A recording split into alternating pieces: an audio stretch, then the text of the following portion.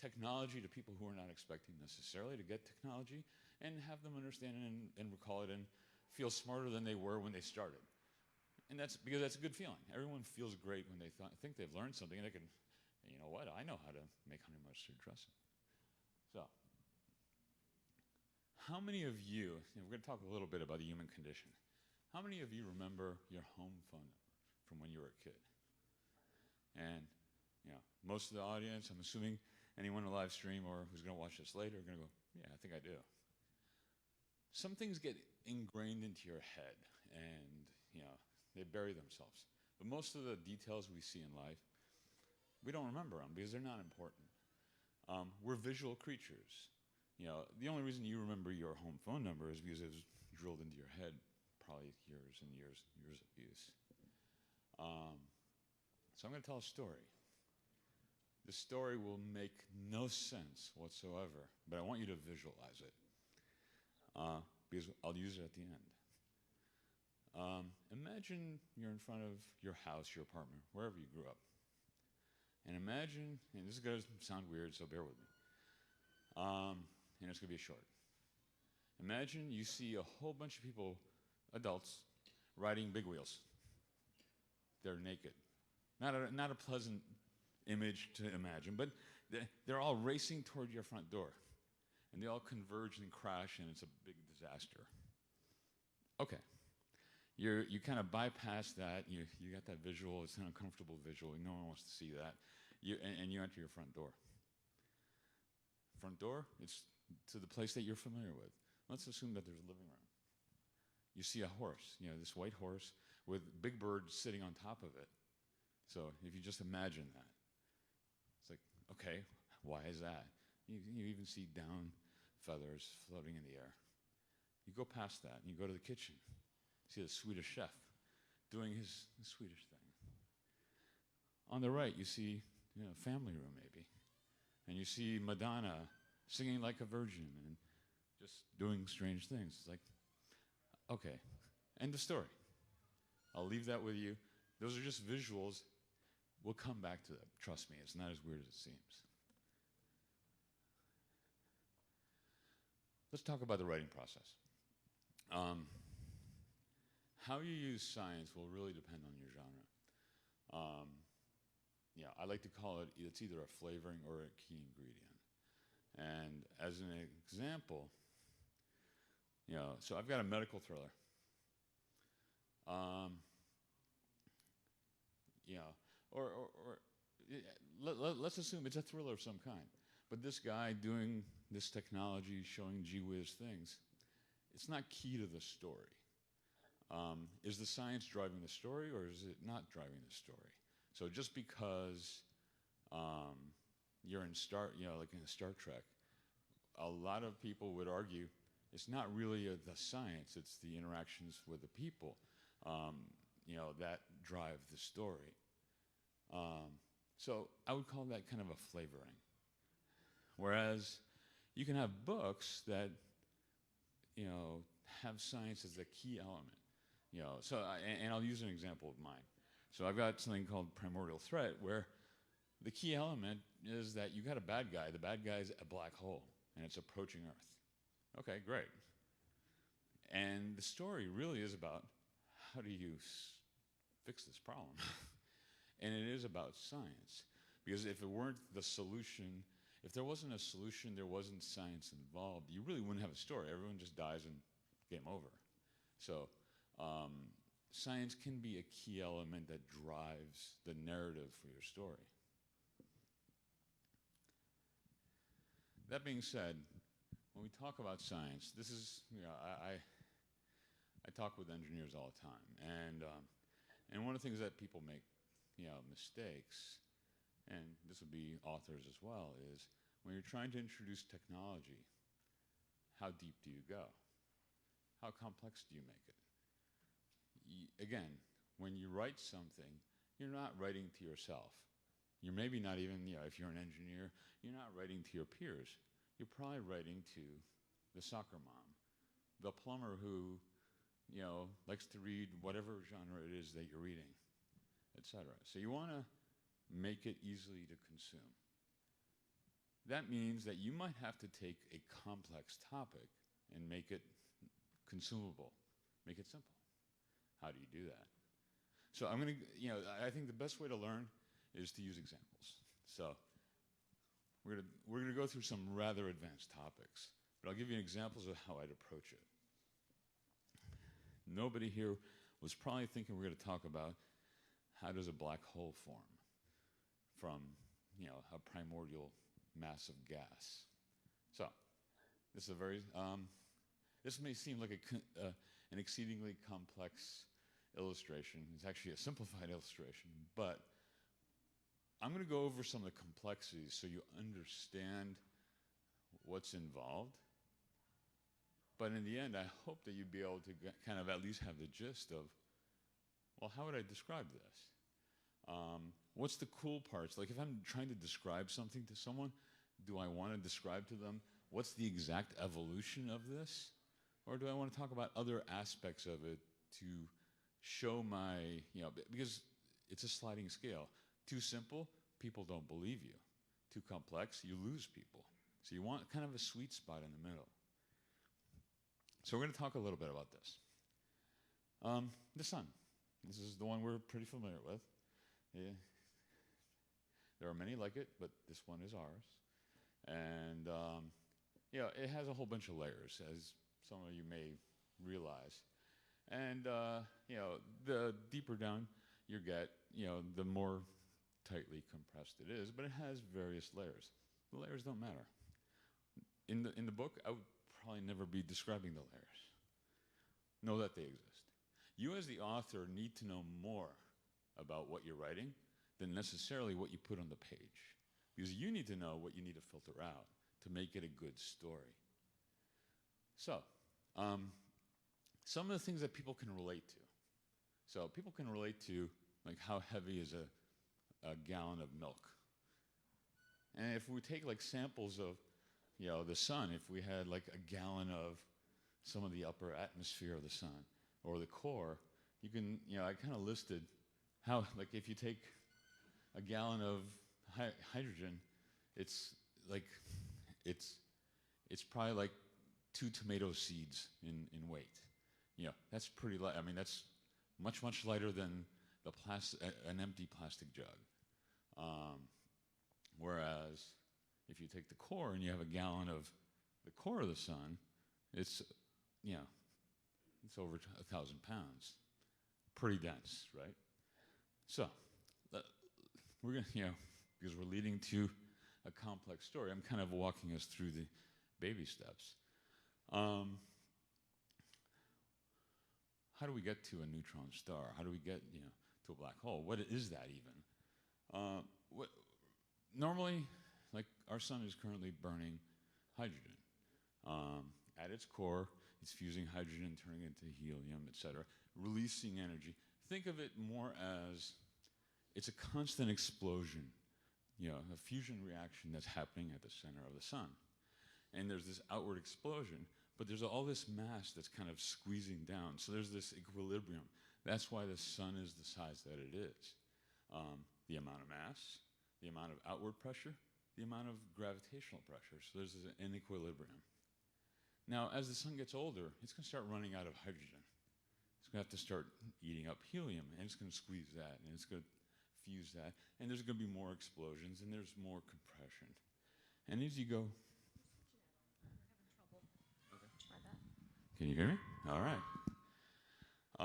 So I list some of the elements here because as the sun gets older, we've heard, well, the sun's eventually going to turn into a red giant, consume the Earth, et cetera, a couple billion years from now. So that's kind of a reflection of the differences in the equilibrium. So you run out of helium, you're going to go to carbon, you're going to run out of carbon, you go to neon. Eventually, this won't happen to the sun, but it'll happen to a much larger star. Betelgeuse as an example of one of the stars, but eventually you're going to start fusing silicon, and you're still exploding, you're still exerting a lot of explosive force. But at some point in time, you're going to hit iron. And at iron, the ability to The amount of energy that required to fuse that is less than what you get out of it. And suddenly the explosions stop.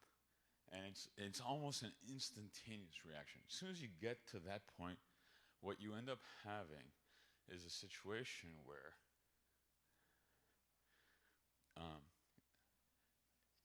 you have these atoms. So all these things I was talking about, they're all atoms. An atom of hydrogen, an atom of helium. And they're composed of, depending on which ones they are, they're composed of a nucleus and an electron shell. Again, a lot of this stuff you don't need to know, but I'm leading into a description of how you take something that is obviously complex, and I'm glossing over the high parts of this. And we turn into something that people can relate to. So at some point in time, you're going to have this, remember, you always had this squeezing effect. The mass is still there. But suddenly, if the outward explosion stops, what happens? Gravity wins.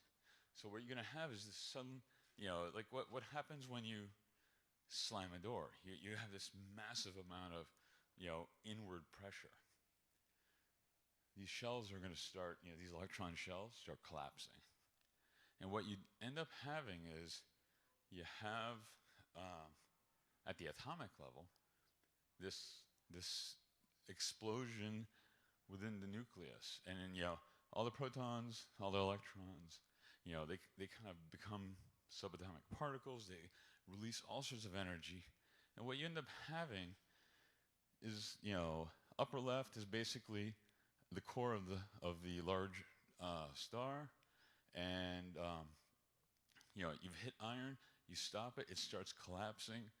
All this energy starts getting released, which turns into a shock wave. And then, the shock wave breaks up large parts of the star. You still have this massive amount at the center. And what you have is kind of like a slamming door effect. Suddenly, those shells get crushed. All you have left is a neutron. So you have all these neutrons that now, these electron shells kind of kept the border. Suddenly, now they can all get much closer. What does that mean? You get a really, really dense object. So a teaspoon of a neutron star weighs 500 times the size of the weight of the Giza pyramid. That's how crazy dense something like that is. Now what if, the neutrons aren't like made of unobtainium or something. They can get crushed too. And if you have enough force, you get one of those. Suddenly it becomes so dense, the mathematics are weird on this, but it turns into something that the gravitational force is so strong, light can't escape. Now, what do you describe? I would assert you describe to the reader, when you start talking about, well, the gravitational force is strong, or, the things that as dense as a neutron star, or we're circling a neutron star. People don't know what a neutron star is. So maybe you start using, some of these relative densities. You put it into things that people can relate to. And you can cherry pick the little pieces that I kind of walked you through and go, you can describe some of it. But you wouldn't describe all of it because you're going to lose 98% of your audience. So you need to understand how something works to be able to describe it properly to a general audience. So from front to back, and you don't need to know the detailed physics of this because it's mind-blowing.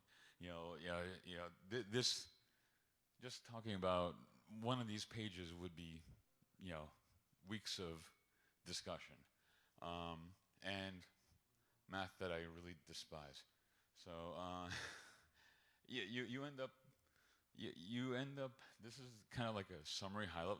This is the kind of stuff that I would go through, take notes, and go, okay, these are the basics.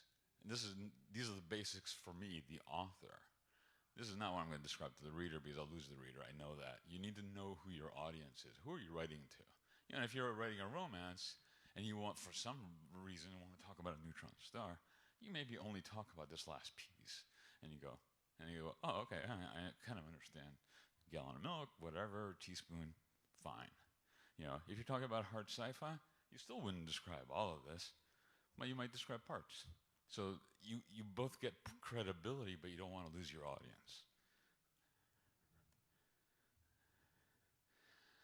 Okay, so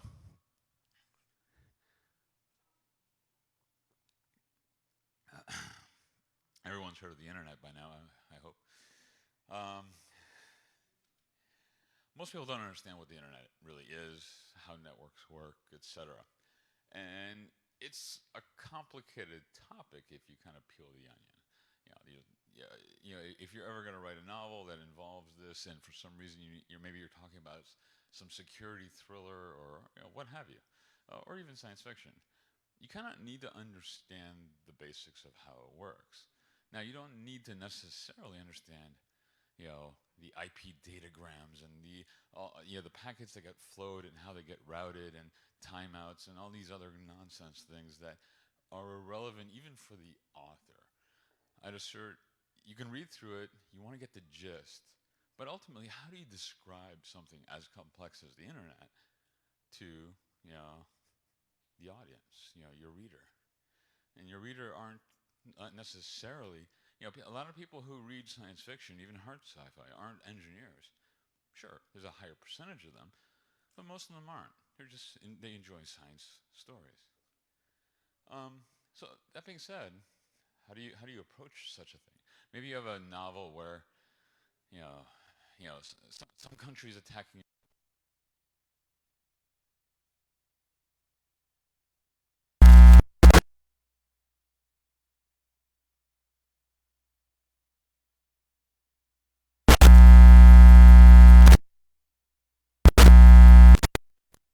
Work. Now it's not, and I'll talk about how that actually works. But like, if you wanted to isolate one of these elements, what does that even mean? If you wanted to technically describe it, how do you even do that? So, I like analogies. Oddly enough, I'm going to talk about a forest. That's the internet. Imagine that the forest floor itself, is the fabric. It's what they like to call the superhighway, where all the traffic goes. Great. Imagine every tree is a country. U.S. is one of those trees. Maybe China is another one. What do the trees have? They have branches. All right, so imagine that every one of those branches has a neighborhood.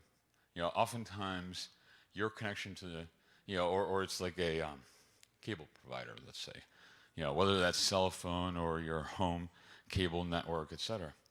So each branch is a cable provider. Let's say it's singular, Xfinity, whatever. So what do branches have? They have leaves.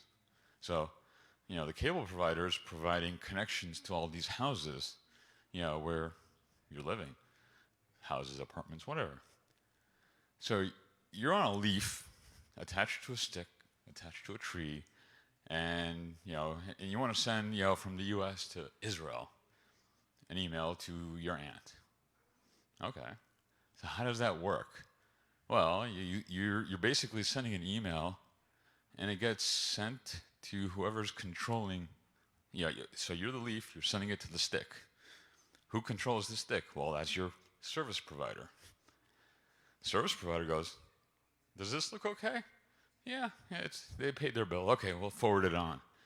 And goes to the, to basically a backbone for the country. And the country, and I'm simplifying this to an extent, but to give an illustration. So it goes to the tree. Who's managing the tree? There's this backbone organization, that for the U.S. And they go, doesn't look like spam, doesn't look like it's bad. We'll let it go on the superhighway. And then on the superhighway it goes, gets routed, and it finds the tree that's labeled Israel. Israel goes, incoming, okay, looks okay. I'll send it, I know it belongs to stick number 23. I'll send it to stick 23, great. All right, what stick 23 is, your service provider, your aunt's service provider. Looks okay, no problem. I know who to send it to. Sends it to the leaf. Your aunt gets the call or the email. Now, what if, I'm just going to use China as an example for a reason. What if China wanted to filter? They don't want you to access, let's say, Facebook. I don't blame them. But let's just say that they don't want you to access Facebook from within China. What do they have to do? It's pretty simple. As soon as it gets to the tree part, they go, where are you trying to access on your browser? No. And it'll get rejected. Never goes to the highway, never gets anywhere else. That's essentially how that stuff works. You just go, it becomes very simple. It's a bunch of routes. And if you think about it, if you use something like this as an analogy, I'm not saying this is the analogy you would use, but it's an example of one that you can use, and it's pretty simple to cover. Let's continue. Now, science is not without its controversy. Genetic modification. GMO. It's a boogeyman's word. And I won't go too deep into some of these things, but I kind of listed 7 typical answers for, and I'm doing this section more as a, just be aware when you're writing things that there are going to be people who always agree with you and people who disagree with you and have issues with it. And so, like, as an example, if you're going to write something about, and one of my novels happened to be about genetic modification, DNA, etc., and I play devil's advocate. All right, what are the arguments people who are against genetic modification using? Whether I believe it or not, it doesn't matter, because I need to understand it and at least deal with it in some way in my book. So there's a whole bunch of reasons. Whether it's poor testing, they don't trust it, it's not God's way, it doesn't matter. There's reasons. People have, and ultimately you don't want to turn off your audience. And you just got to be aware that there are elements here that are going to turn off your audience. But at the same time, there's also reasons why you would want to do it. Like, for instance, I tend to highlight things in red just to illustrate points.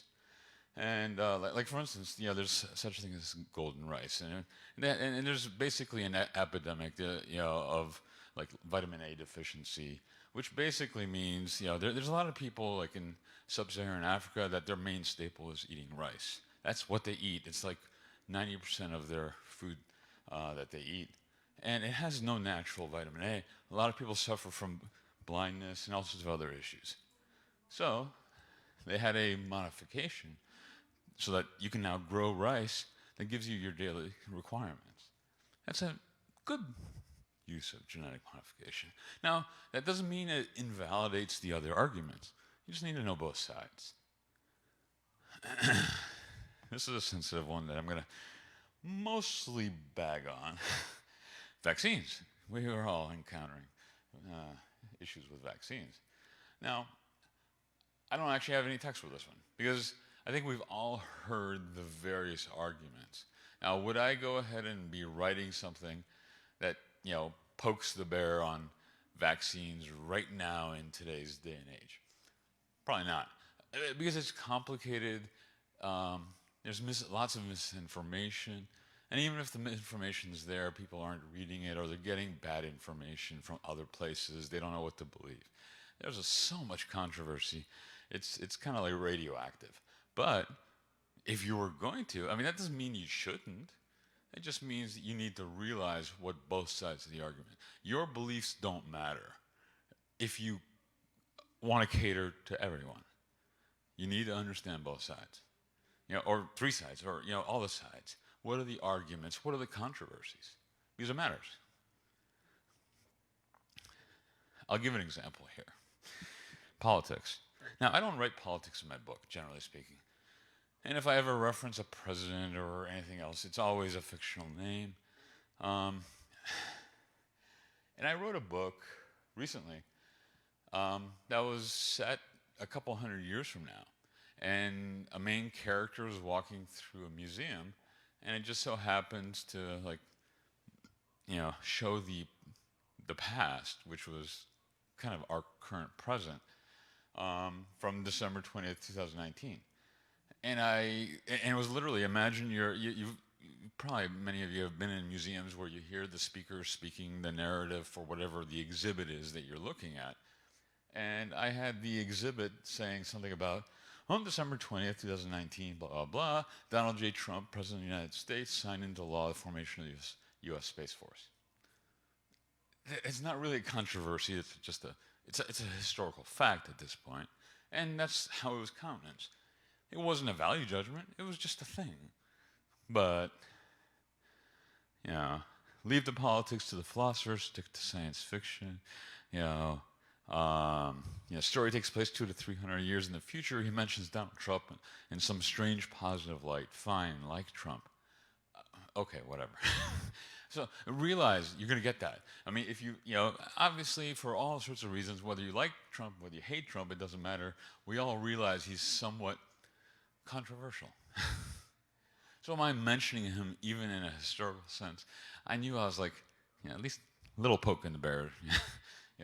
I knew mentioning him, I was going to get a little feedback at least. And it was about as innocuous of a mention as I could possibly imagine making.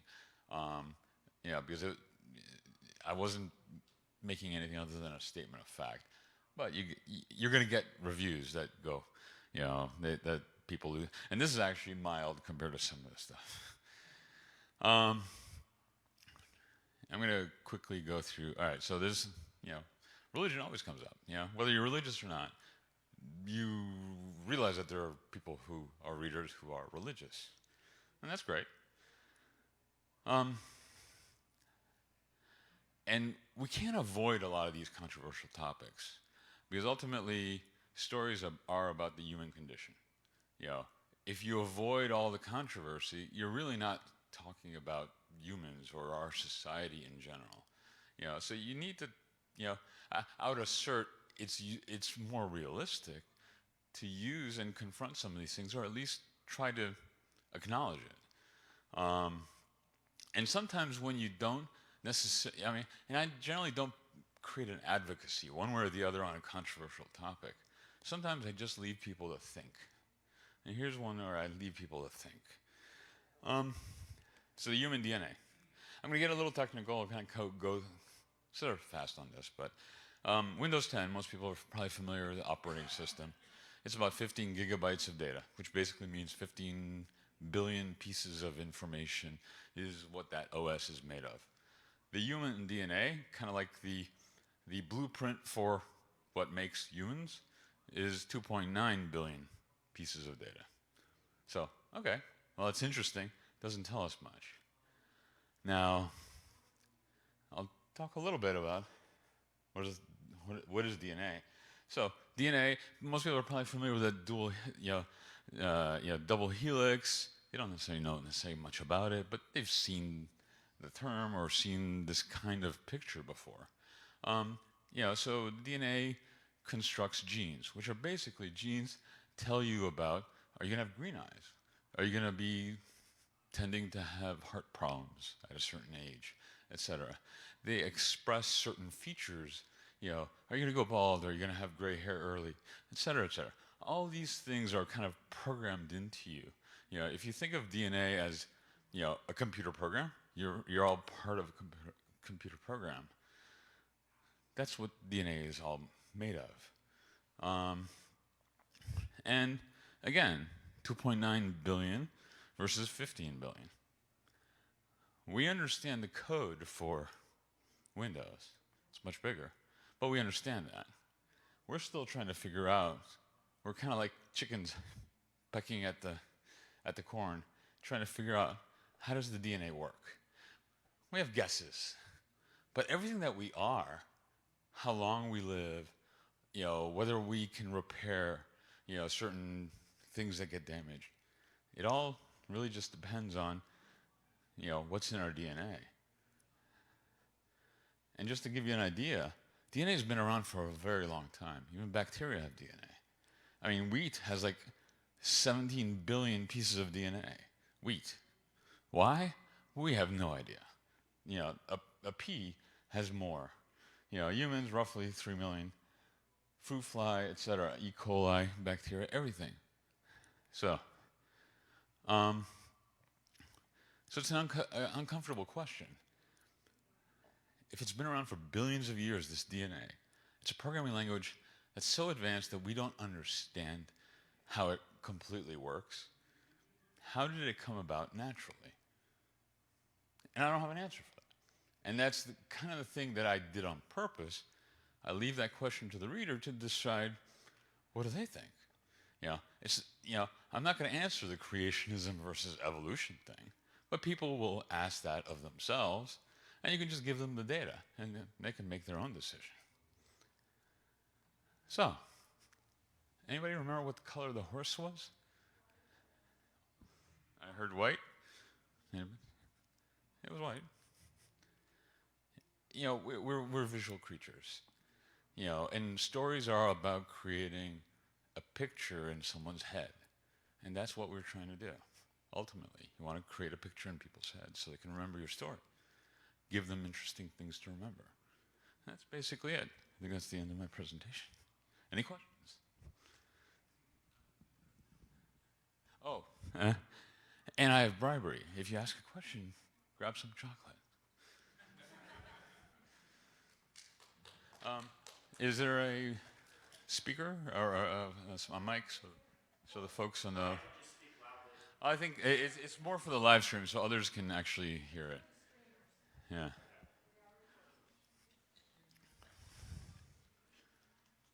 What would you say are the pitfalls and traps versus writing near future science fiction versus long-term far out, where you have to be necessarily more aware of current technology and current developments than postulating? Excellent question. So I think it's generally harder to write, and most...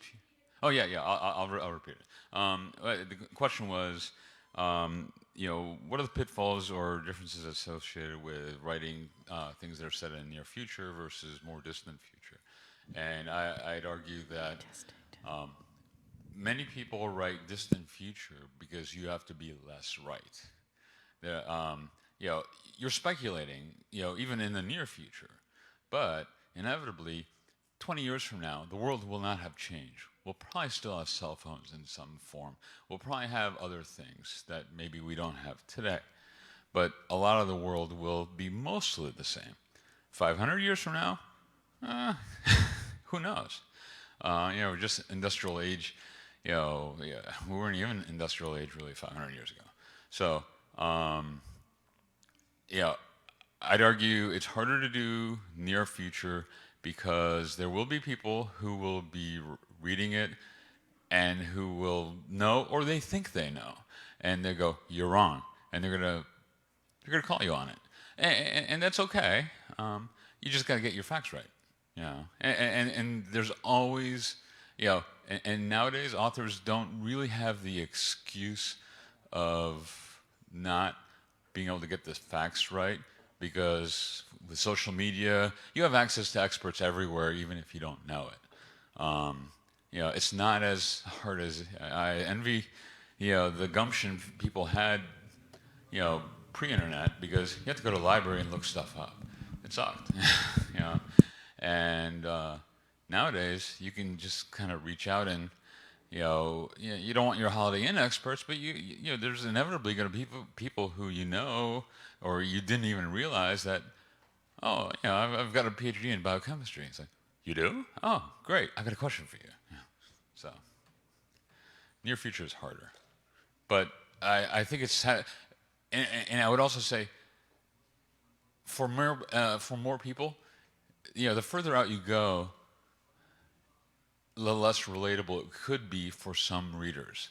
So if you're doing near future, people oftentimes are comfortable with something that they recognize. A world they recognize is easy for them to consume. Some people don't care. A lot of people don't care.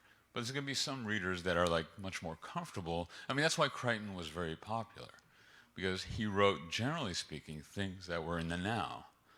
And he just brought some of the science. I mean, realistically, he was marketed as a thriller writer, but he was a science fiction writer.